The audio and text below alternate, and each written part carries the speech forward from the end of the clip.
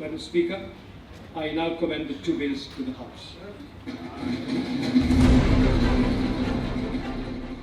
Bonsoir. Un grand oral de 90 minutes de Vishnu Lakshminarayalu, le ministre des Finances, qui vient de présenter le premier budget national du gouvernement issu des dernières législatives. Le ministre des Finances a qualifié ce budget en utilisant un terme classique, à la croisée des chemins. Nous allons voir ensemble avec Axel Chenet, journaliste multimédia de LSL, et Raj Mitterban, qui va nous rejoindre dans quelques instants, ce que ce budget annonce. Axel Chenet, je note notamment cette phrase de Vishnu Lakshminarayalu. Pour expliquer son projet économique, Maurice est un vaste chantier. Oui, un vaste chantier de 13 méga-projets, 6 ready to go, prêts à démarrer, selon le ministre des Finances.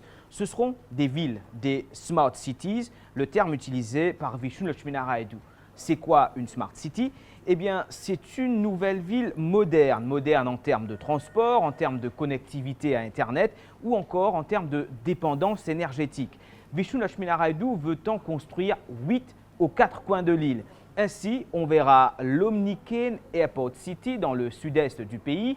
Le village de Saint-Félix sera transformé. Médine verra un parc intégré. La compagnie Terra en construira un, elle aussi. La phase 2 du projet Azuri est également concernée. Roche-Noire accueillera une autre Smart City, tout comme Highlands et Richter. 8 Smart Cities et 5 technopoles à Highlands, Flac, Rivière-du-Rempart, Bambou et Rosebel.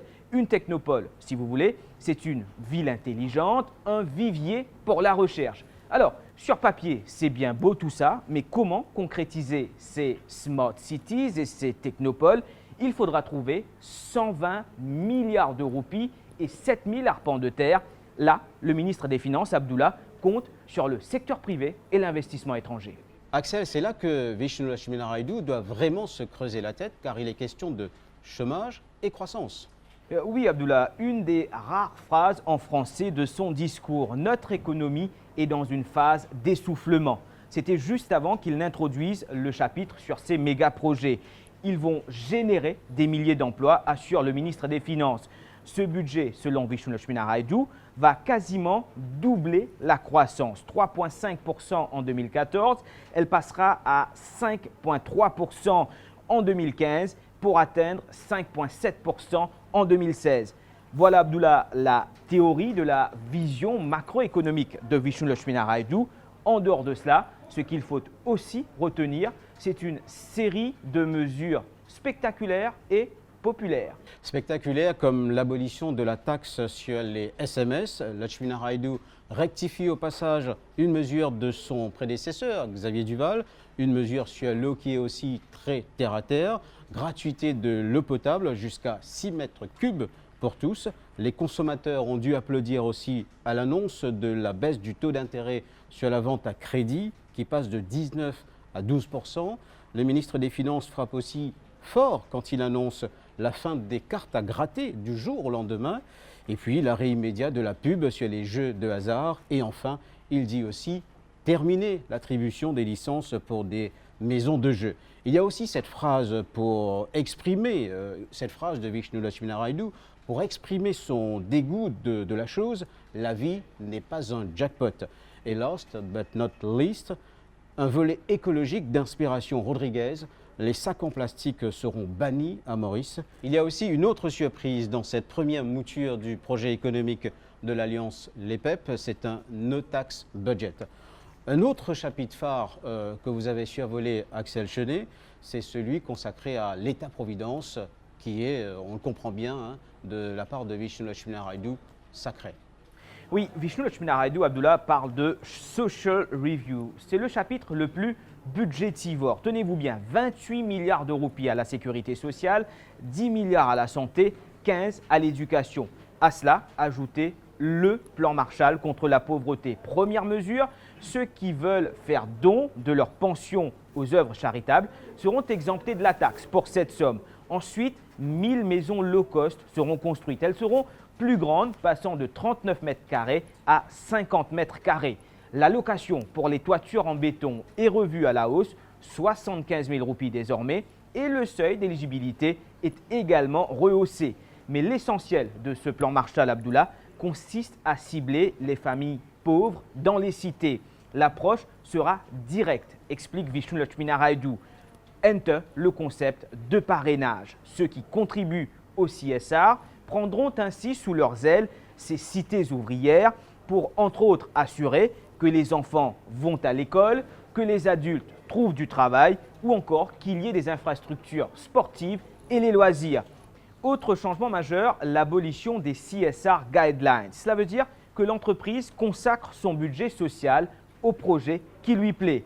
Abdullah, un mot aussi sur la classe moyenne. Pour la soutenir, Vishnu Lakshminarayadu s'attaque au profit des banques avec la nomination d'une ombudsperson. Ce qui nous amène à la philosophie, si vous voulez, de ce budget. C'est un budget qui a une ambition de détente sociale, qui est dans le droit fil du programme électoral de l'Alliance LEPEP de Sir Aniro Jugnut. Mais il y a aussi une forme nouvelle dans la manière de le présenter. Rajmi Tarban, vous qui avez connu Vishnu Lakshminarayadu dans les années 80, vous avez découvert aujourd'hui un autre personnage. Oui, je crois qu'en 25 ans, Vishnu Lakshminarayadu a bien changé. Fini les artifices, les gadgets, la rhétorique politique. Pour donner le bon signal, il a choisi de miser sur le contenu plutôt que sur l'emballage. Le discours était sobre, le discours était mesuré, moins de théâtralité que par le passé. Néanmoins, je crois qu'il a quand même conservé quelque chose dans ses habitudes du passé. Vishnu Lakshminarayadu a eu, comme d'habitude, un discours onctueux, un discours où il cherche à ne blesser personne. Bref, c'était un technocrate avec un cœur qui était à l'œuvre. Mais est-ce que sur le volet politique, Rajmi Tarban, ce budget est-il un budget dans la continuité des décisions prises au lendemain des dernières élections? Moi, je crois que c'est tout à fait conforme à la politique, à la philosophie, à la pensée, on peut dire, du nouveau gouvernement d'appliquer un capitalisme à visage humain. Alors, de quoi s'agit-il? Il s'agit en fait de créer un environnement propice à attirer des investisseurs, mais tout en créant une atmosphère sociale sereine pour faciliter le redressement de l'économie. Rajmi Tarban, Axel Chenet, merci. C'est un budget résumé dans un document de 45 pages, plus court d'ailleurs que d'habitude. Pour découvrir les détails de cette palette de mesures, rendez-vous aussi sur l'express.mu et surveillez l'édition spéciale budget de l'Express mardi.